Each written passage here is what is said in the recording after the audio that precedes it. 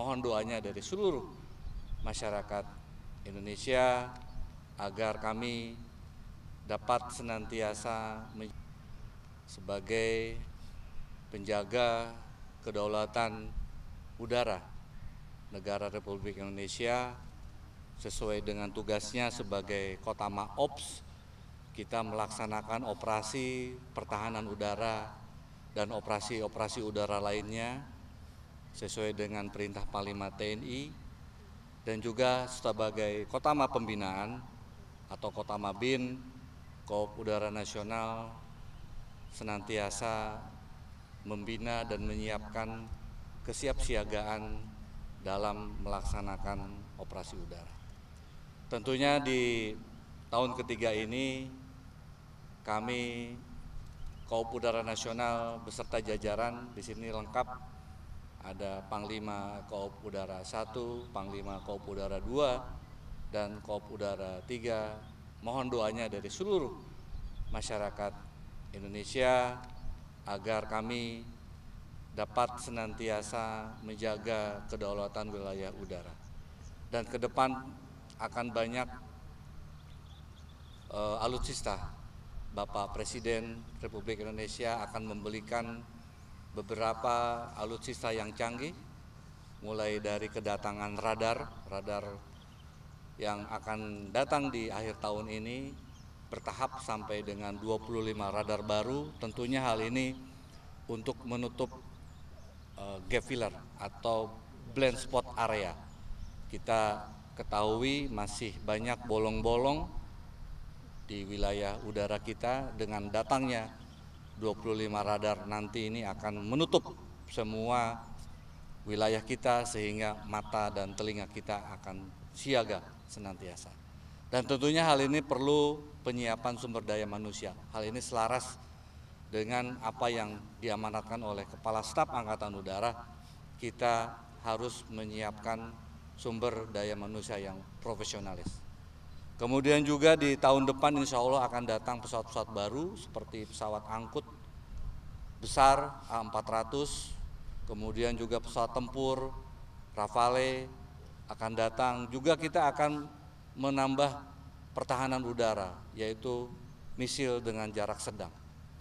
Ini tentunya sekali lagi perlu pengawakan dan penyiapan sumber daya manusia yang profesional agar dapat mengoperasikan seperti kata pepatah, man behind the gun. Man behind the gun itu memiliki arti yang luas. Kita harus profesional, cakap dalam mengoperasikan alutsista yang akan menjadi tanggung jawab Koop Udara Nasional. Demikian. Pak, itu terkait dengan kedatangan A400 dan Rafale itu kira-kira berapa personel dari Kopassus yang sudah berlatih ke sana, Pak?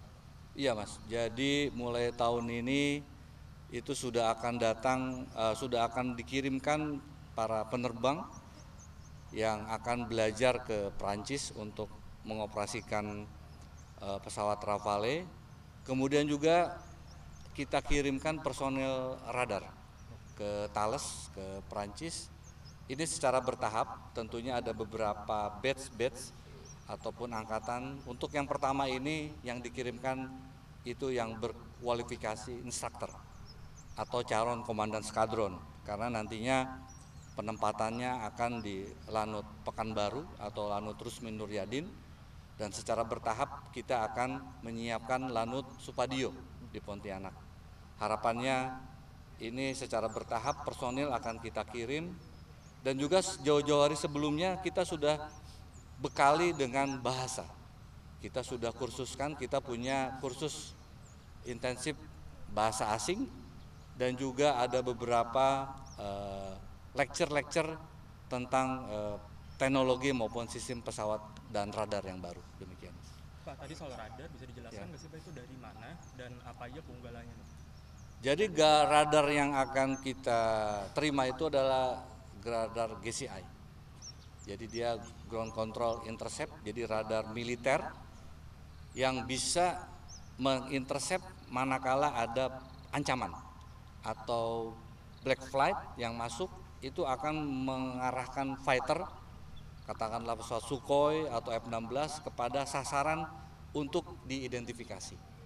Apakah pesawat ini mengancam atau tidak. Nah, tentunya kemampuan radar ini beda dengan radar sipil.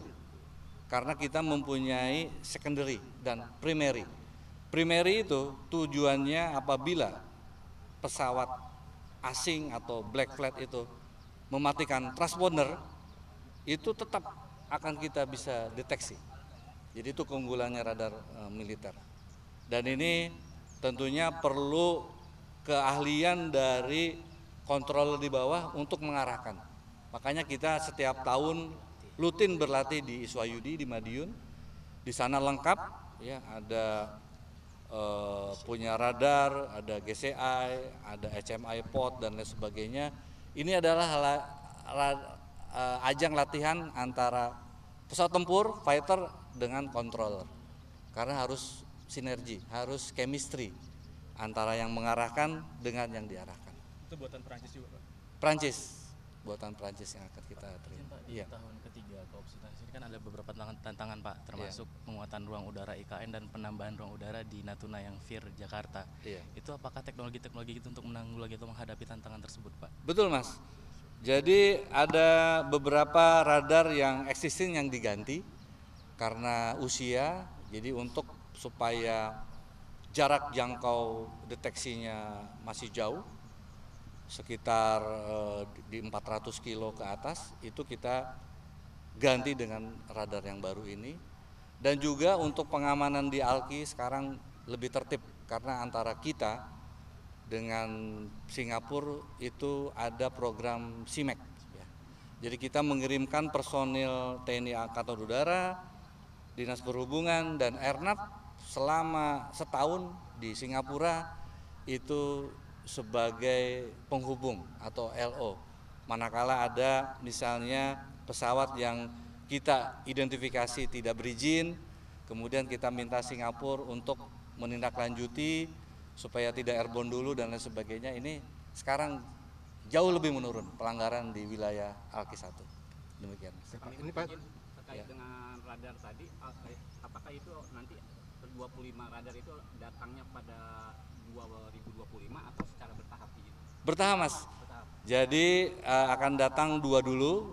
Kalau kita simak beberapa waktu yang lalu, Kepala Staf Angkatan Udara sudah melaksanakan groundbreaking di Takalar, di Makassar. Itu adalah yang batch pertama, dan di Banjarmasin atau di Banjarbaru. Nah, berikutnya akan bertahap secara kontinu itu sampai sesuai dengan jumlah yang akan diterima oleh Angkatan Udara. Demikian. Pak, ini Pak di 2025 ini kan ada tantangan baru Pak ya, soal anggaran Pak ya. Dari Presiden kan sudah ada impresnya untuk penghematan. Nah, sementara kalau Koopsitas ini kan komando operasional.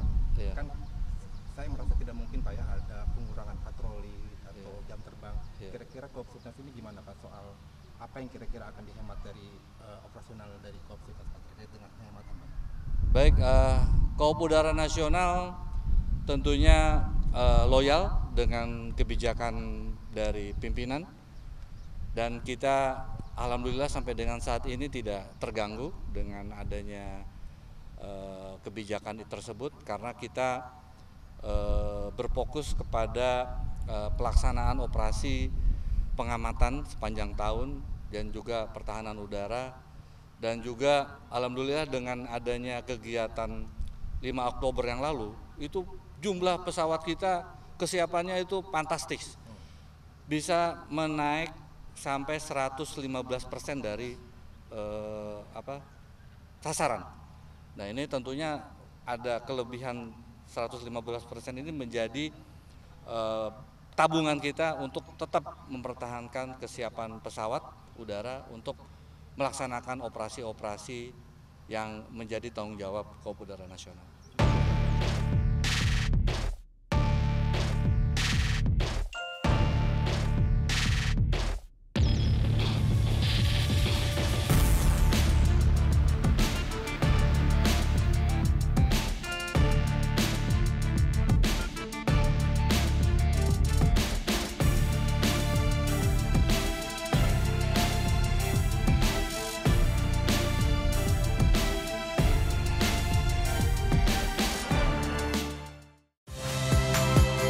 Saya Nitya Anissa. Saksikan program-program Kompas TV melalui siaran digital, pay TV, dan media streaming lainnya. Kompas TV, independen, terpercaya.